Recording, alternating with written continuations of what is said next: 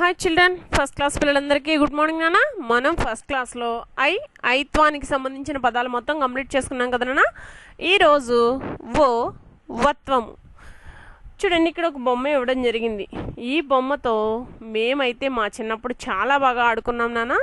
ఇప్పుడు మీరు ఈ బొమ్మతో ఆడుకోవట్లేదు అని నేను అనుకుంటున్నాను, ఎందుకంటే మీకు అంత అవకాశం లేదు. ఇప్పుడు మీరు మొబైల్స్తోనూ వీడియో గేమ్స్తోనూ ఇంకా బాగా అప్డేటెడ్ పిల్లలైతే ల్యాప్టాప్స్తోనూ కంప్యూటర్స్తోనూ ఆడుకుంటున్నాను నాన్న. ఎక్కువగా టీవీకి మొబైల్కి పిల్లలందరూ ఎడిక్ట్ అయిపోయారు నాన్న.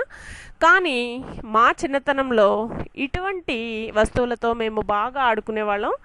ఈ బొమ్మ పేరేంటో ఇప్పుడు మనం తెలుసుకుందాం. బొంగరం. బో పక్కన సున్నా పెడితే బొమ్, గా రం, బొంగరం. నెక్స్ట్ చూడండి, కొంగ, గు గొడుగు,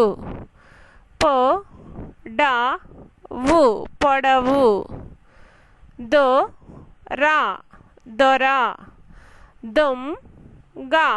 దొంగ, సొంటి. ఇక్కడి వరకు మనం ఈరోజు రాసుకుందాం నాన్న. కింద రెండు వాక్యాలు రేపు చెప్పుకుందాం. మళ్ళీ ఒకసారి చదువుతున్నాను చూడండి.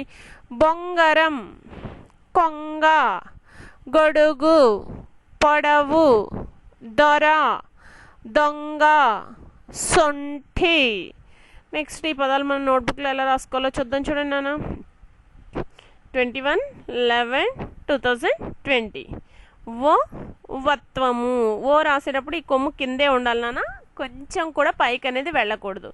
చూడండి, ఇక్కడ బొంగరం, కొంగ, గొడుగు, పొడవు, దొర, దొంగ, సొంటి.